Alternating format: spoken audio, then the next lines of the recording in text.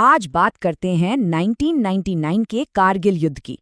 एक ऐसा युद्ध जो बर्फीली ऊंचाइयों पर मिले धोखे और वहां दिखाई गई बेमिसाल हिम्मत की एक अविश्वसनीय कहानी है। सोचिए, एक शांति समझौते पर दस्तखत होते हैं और उसके ठीक 3 महीने बाद युद्ध छिड़ जाता है। ये कैसे हुआ?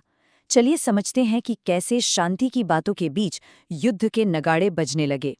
तो इस पूरे संघर्ष को समझने के लिए हमें थोड़ा पीछे जाना होगा, उस नाजुक शांति के दौर में जो युद्ध से ठीक पहले थी। और धोखा देखिए किस स्तर का था। एक तरफ फरवरी 1999 में लाहौर में शांति के लिए हाथ मिलाए जा रहे थे, और ठीक उसी वक्त दूसरी तरफ मई आते आते सरहद पर एक गुप्त घुसपैठ ऑपरेशन बद्र चल रही थी। मतलब सामने दोस्ती का हाथ और पीठ पीछे युद्ध की तैयारी। तो ये ऑपरेशन बद्र आखिर था क्या? ये कोई अचानक हुई झड़प बिल्कुल नहीं थी। ये पाकिस्तानी सेना की एक बहुत सोची समझी साजिश थी कि कड़ाके के सर्दियों का फायदा उठाकर एलओसी पर भारत की उन रणनीतिक चौकियों पर चुपके से घुसपैठ करके कब्जा कर लिया जाए जो सर्द मौसम में खाली हो जाती थीं। अब सवाल ये है कि इस गुप्त योजना का पर्दाफाश कैसे हुआ? कैसे एक छिपी हुई साजिश एक खुले युद्ध में बदल गई? चलिए देखते हैं। और यहाँ कहानी का सबसे दिलचस्प मोड़ आता है। घुसपैठ की पहली खबर वो किसी सैटेलाइट या हाईटेक सर्विलेंस से नहीं आई।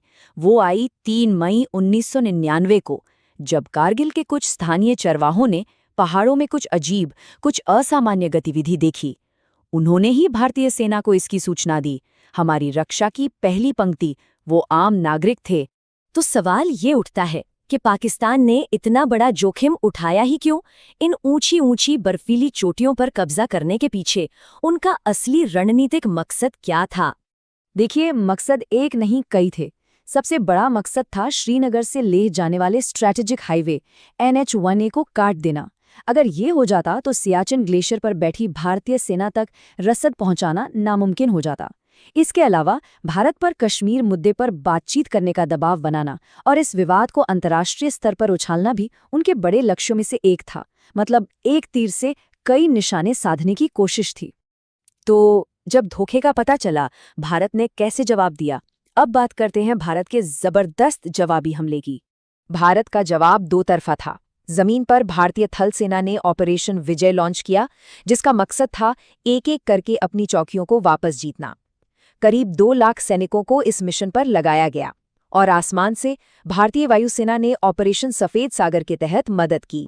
सोचिए, 18,000 फीट की ऊंचाई पर दुश्मन के ठिकानों पर हवाई हमले करना, ये एक अविश्वसनीय रूप से मुश्किल काम था, जिसे वायुसेना ने अंजाम दिया। और फिर घटनाएं बहुत तेजी से घटीं। 3 मई को चरवाहों ने खबर दी।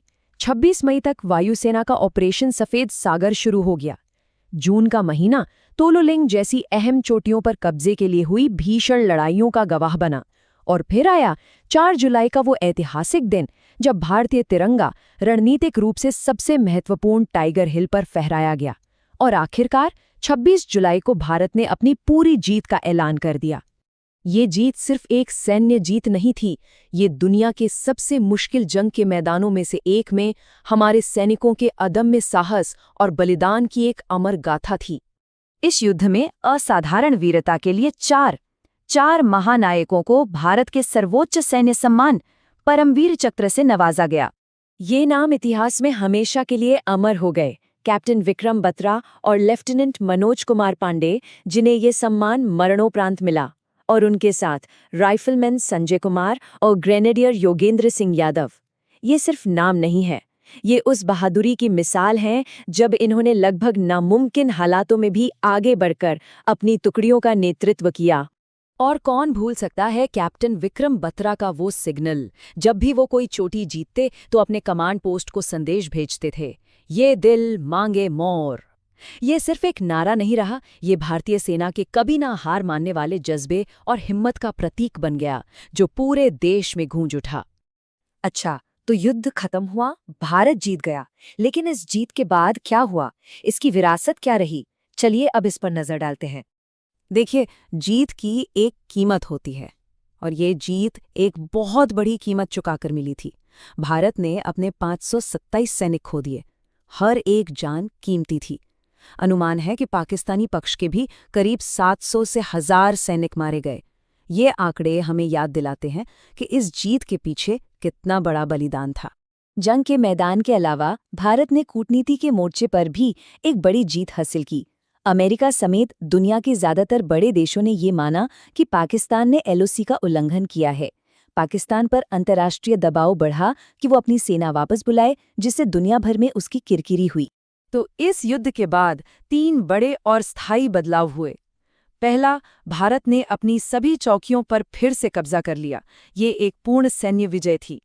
दूसरा, सरकार ने एक कारगिल समीक्षा समिति बनाई, ये जानने के लिए कि सुरक्षा में कहाँ और कैसे चूक हुई। और तीसरा, इसी समिति की सिफारिशों पर हमारी बॉर्डर सर्विलेंस को कई गुना मजबूत किया गया और सेना का आधुनिकीकरण तेज किया गया, ताकि भविष्य में ऐसा धोखा दोबारा ना हो सके। और यही वजह है कि हर साल 26 जुलाई को हम सिर्फ एक सैन्य जीत का जश्न नहीं मनाते, हम याद करते हैं उस असाधारण साहस को, उस राष्ट्रीय एकता को और उन वीरों के बलिदान को। ये एक ऐसी कहानी है जो हमें आज भी और आने वाली पीढ़ियों को भी हमेशा प्रेरणा देती रहेगी।